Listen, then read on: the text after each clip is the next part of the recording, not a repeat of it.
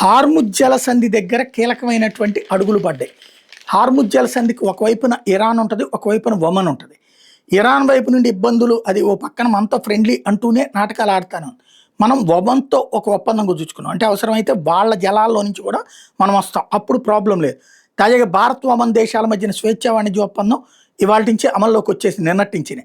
ఈ మీద ఆ దేశానికి వెళ్ళి మన ఎగుమతుల్లో 99% ట్యాక్స్ లేదు. ఒమన్ నుంచి మనకు వచ్చే ఖర్జూరాల మీద కోటా ఆధారిత సుంకాల మినహాయింపులు ఉండటం వల్ల అవి చౌకగా పొందొచ్చు. ఇవన్నీ పక్కన పెడితే మన ఎగుమతిదారులకు ఈ సిఈపిఏ అంటారు, సమగ్ర ఆర్థిక భాగస్వామ్య ఒప్పందం ఎంతో కీలకం కాబోతుంది.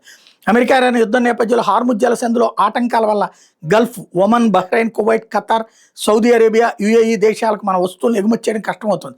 ఒమన్ తీర ప్రాంతం హార్ముజ్ జలసంధి వెలుపల ఉండడంతో వాణిజ్యం, ఇంధన రవాణాకి ఎంతో ఉపయోగపడుతుంది అన్నది మేధో సంస్థలు చెప్తున్నటువంటి లెక్క.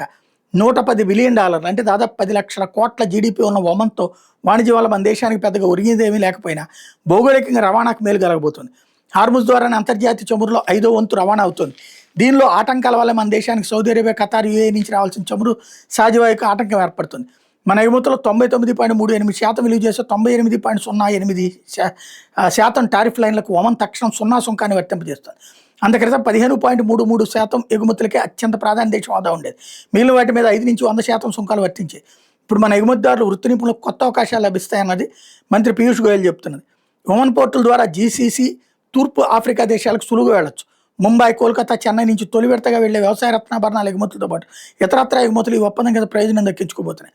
ఒమన్ మీద 78% టారిఫ్ లైన్లో సుంకాన్ని మన దేశం తొలగించడం లేదా తగ్గించడం చేస్తుంది. ఇప్పటికే ఇంధనం, ఎరువులు, పారిశ్రామిక ముడి పదార్థాల విషయంలో మనకు ప్రధాన సరఫరాదారుగా ఒమన్ ఉంది. 2025-26లో $7.2 బిలియన్, సుమారు 64,000 కోట్ల విలువైన వస్తువులు ఒమన్ నుంచి మన దేశం దిగుమతి చేసుకుంటే అందులో ముడి చమురే $1.6 బిలియన్ ఉంది. ఎల్ఎన్జీ $1.2 బిలియన్ ఉంది. ఎరువులు $843 మిలియన్ ఉన్నాయి.